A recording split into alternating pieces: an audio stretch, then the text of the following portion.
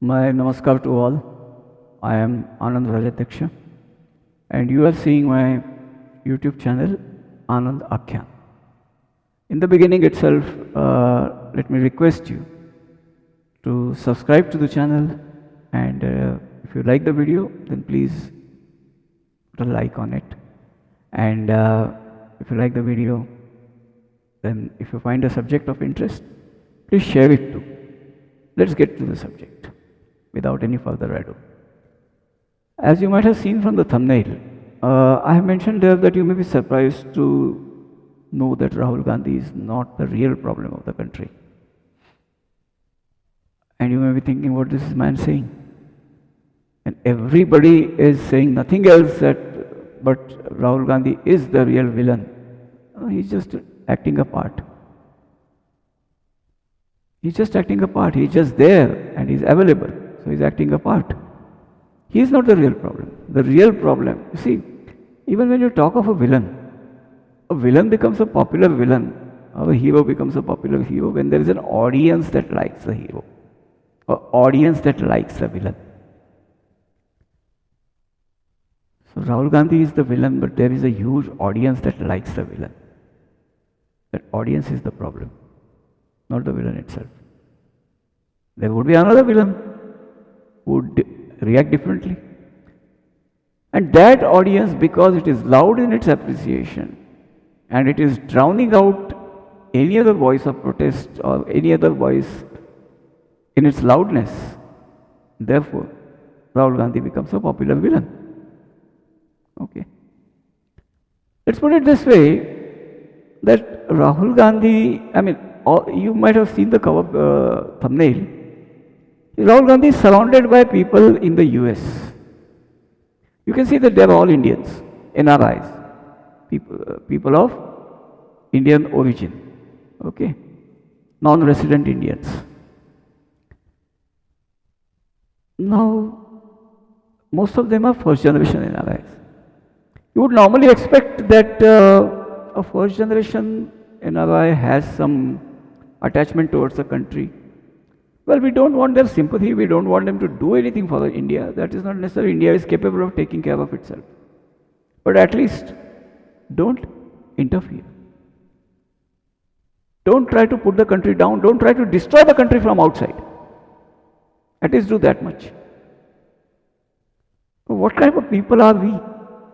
We find these people respectable. Sorry, I was about to say something else, but then we find these kind of people respectable. That they are just because they are in the USA, we find them respectable. For us, their real qualification is that they are NRIs.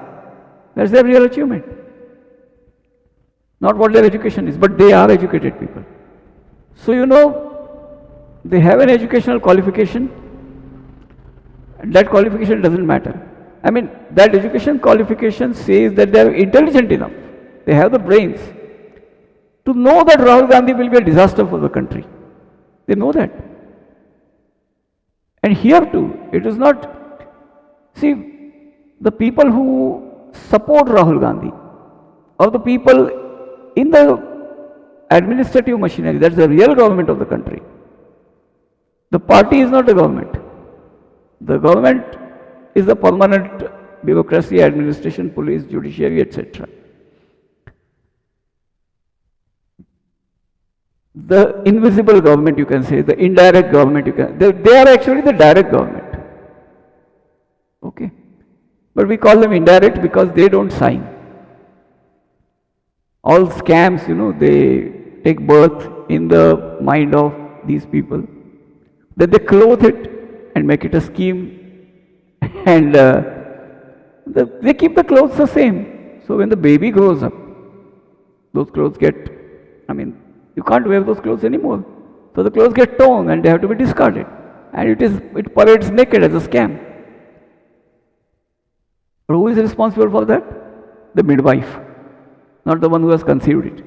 And the midwife is the minister.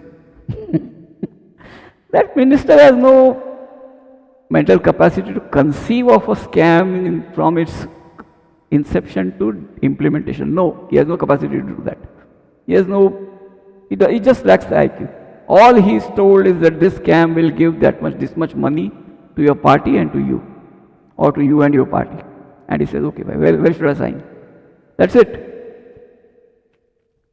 This is the setup that runs the country and has no feelings for the country as a nation, as their nation. No.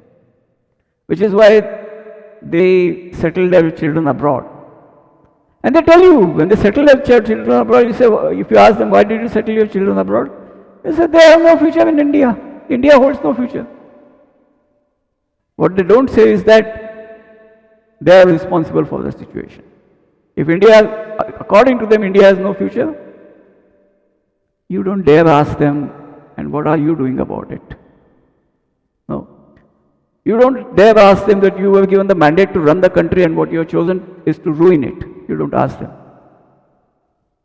So but these are the people who want Rahul Gandhi back. Because they want the power. They have no pride in being Indian. Okay. They just want the power in being rulers. They just want the power to be, you can say, the middle step in the middle. So they can lick whatever part of a foreigner or of a white or a green, so that you are forced to lick the same part in their anatomy. Okay. Being a little graphic, but that's exactly what it is. That's the mindset. That's their mindset. They want Rahul Gandhi. They are the problem. Rahul Gandhi he's just there. As you know, Bhagavan Sri Krishna told Arjun in Gita, you are just a nimitta, you are just the pretext. So these people, Rahul Gandhi is just a pretext, temporary. So everybody will come and pass. Rahul Gandhi will also come and pass. These people, you and I, will also come and pass.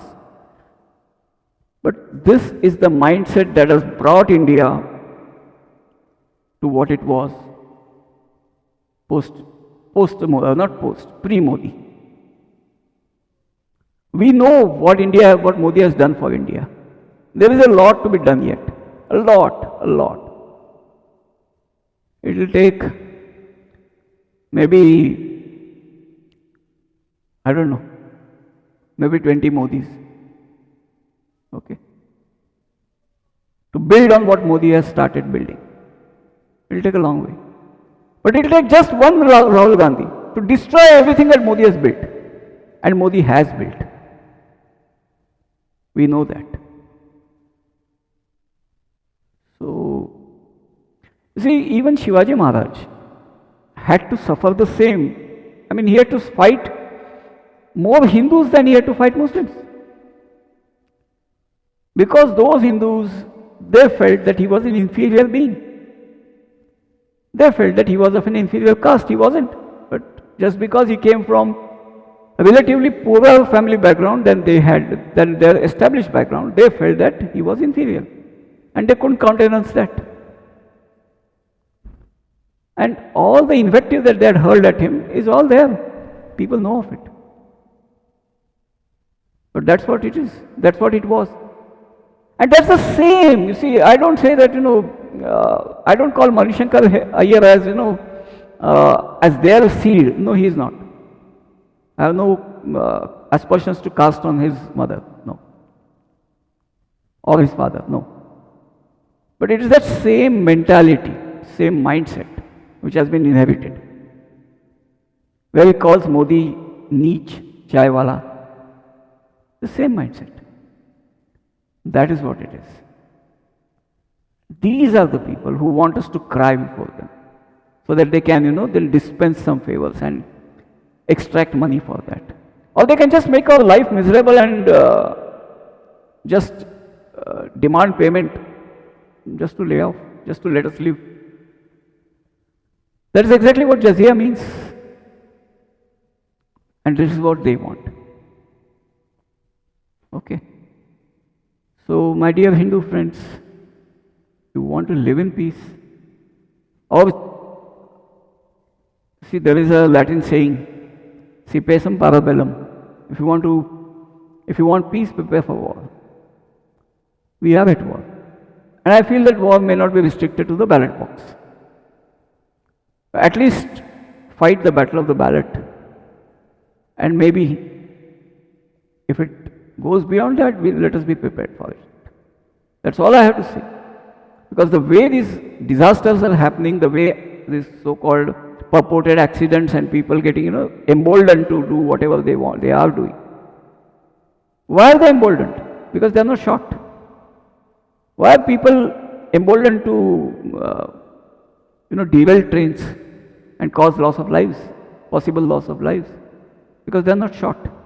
Well, if they are caught doing that.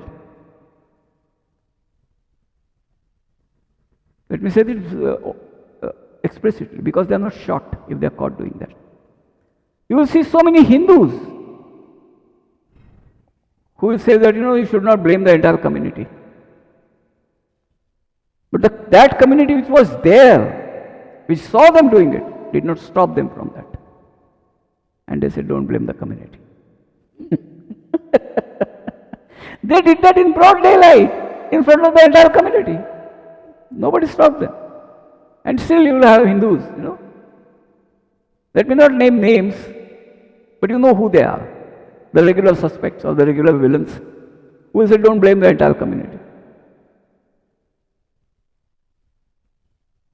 This is the kind of people we live with. This is the kind of people that we have, our ancestors lived with. Some people like Shivaji had the spirit to come out, to stand up and fight. Modi's task is even more Herculean than Shivaji's is. Because in Shivaji's times, at least, there was no caste division. So now the aliens who want to rule India again, they are pushing caste divisions through this. You can say, that's their Ashwamedh. And this is not the horse, but the donkey carrying their flag. They want to push their agenda through him. He's not the problem. Okay. The people in India who want an alien ruler, so that, they are, you can say, they are Kupa Manduks who want to, there's frogs in the well, for whom the well is their ocean. They want Rahul Gandhi. It's up to us to let them do it or not do it. That's all. And if you have found this interesting, if you have found a grain of truth in what I have said, please subscribe to the channel. That I believe you might have already done. Please like and share this video. The button for sharing is right here. Take the link and share it to your groups, even NRI groups for that matter. Okay. Please do that. Because we have to continue this fight. We don't want things to, even you don't want, surely, you don't want things to go to such a stage where if you are going to say Jai Shri Ram or if you are going to say Ram Ram to some Hindu friends of yours, you don't want to look over your shoulder, right? So for that, fight the good fight while we still can. Okay? And while we still can, Jai Shri Ram.